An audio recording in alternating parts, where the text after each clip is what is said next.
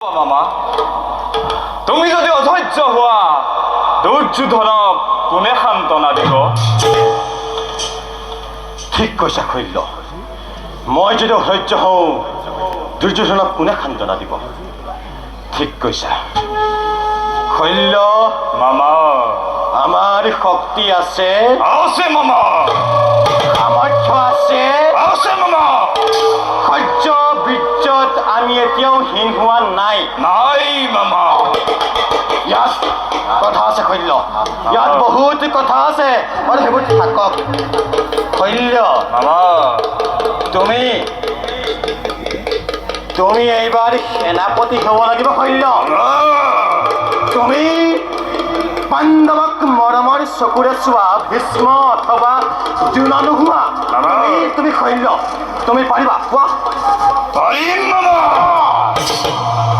অতদিনে যুদ্ধৰ গতি নিৰীক্ষণ কৰি আছিলো আৰু এতিয়া নকৰো। তুমি পাৰিবা শৈল্য, তুমি পাৰিবা। তুমি কৌৰৱৰ মান ৰক্ষা কৰিব লাগিব। তুমি পাৰিবা শৈল্য। মামা শৈল্য তুমি তুমি পাণ্ডৱক একে দিশাতে বিনাশ কৰি কৌৰৱৰ গৌৰৱ ৰক্ষা কৰিব লাগিব শৈল্য।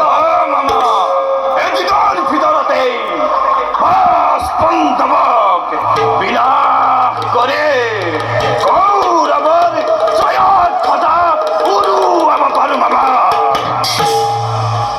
কিন্তু কোনো কিন্তু নাই শৈল্য, কোনো কিন্তু নাই। তুমি কৌৰৱৰ সেনাপতি হ'ব লাগিবই।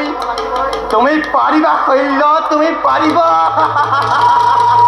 কিন্তু মহাৰাজে যদি কৰ্ণক সেনাপতি পাতে? কৰ্ণ কৰ্ণও আকৌ বীৰ, বাৰু সেইবোৰ থাকক। ব'লা ব'লা শৈল্য, তুমি সময় সজ্জা সাজু কৰাকৈ ব'লা।